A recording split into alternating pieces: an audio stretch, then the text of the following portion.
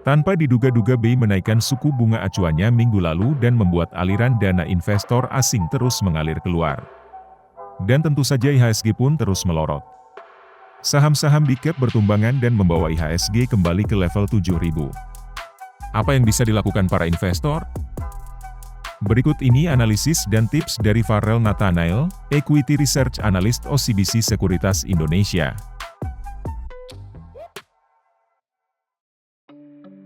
Kalau kita lihat, kalau untuk asingnya sendiri, investor asing itu lebih memilih untuk outflow ya. Bisa dilihat dari pasar obligasi maupun pasar saham sendiri. Dia banyak outflow gitu ya. Nah, kalau untuk dalam negerinya sendiri lebih cenderung wait and see. Ini karena kemarin ini Bank Indonesia kan naikin sebesar 25 basis point itu, jadi 6,25. Itu yang membuat sebetulnya yang high risk ini, high risk investment ini jadi kurang menarik ya gitu. Jadi semua pada pindah ke resiko yang lebih rendah pastinya. Karena kan yang rendah pun yieldnya udah cukup baik ya. Jadi dia migrasi semua pindah.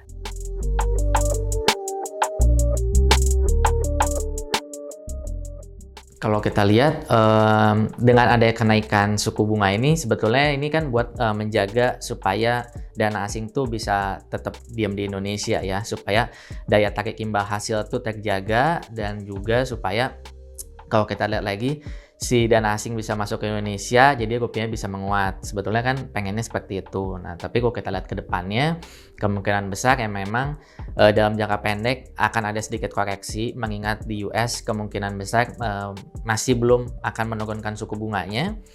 Sehingga memang kita lihat dalam jangka pendek, kemungkinan masih akan koreksi, tapi kalau untuk jangka panjang kami masih yakin sih IHSG bisa lebih baik lagi gitu.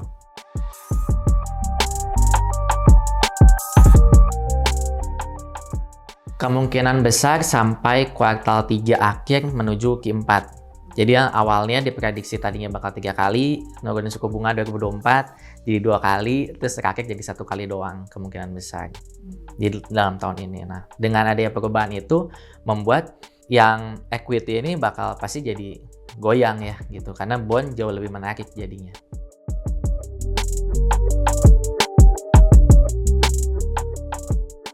Kalau kita lihat, kalau untuk sekarang sebetulnya untuk yang jangka panjang bisa mulai masuk, di mana banyak sampai saat ini ada perusahaan-perusahaan yang fundamentalnya cukup kuat ini, dia lagi take diskon udah cukup murah gitu, sudah cukup banyak sehingga bisa melakukan aksi beli. Tapi kalau mau lebih pasti lagi, kita bisa tunggu rupiahnya stabil dulu nih, rupiah stabil, kemudian mengenai suku bunga The Fed-nya seperti apa, ketika itu sudah mulai turun, yield antara 10-year government bond yield Indonesia dengan US spread udah mulai melebar. Nah, biasanya di situ asing mulai masuk lagi. Nah, ketika asing masuk, biasanya pasar bond atau pasar saham Indonesia tuh bergerak naik gitu.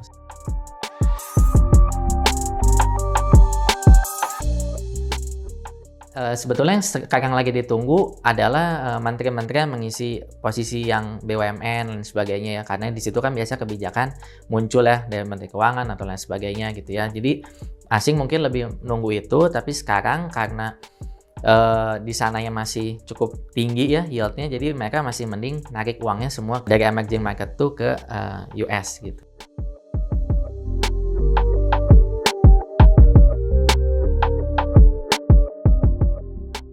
Masih ada, salah satunya adalah di sektor keuangan, subsektornya bank. Itu bisa ambil di bank-bank yang KBMI 4. Nah, itu kita lihat fundamental masih cukup solid, terus harga juga sekarang lagi take diskon cukup besar. Jadi ini bisa jadikan peluang untuk para investor ini bisa masuk ke pasar saham gitu. Yang paling solid sejauh ini masih banking sih. Kalau dari oil sendiri, karena dari eskalasi perang ya, tensi geopolitik, memang ada kemungkinan masih akan naik. Cuman menurut kami penguatannya sudah mulai terbatas gitu. Karena kita rasa ini harusnya sih tidak semakin buruk sih. Jadi getting better lah harusnya.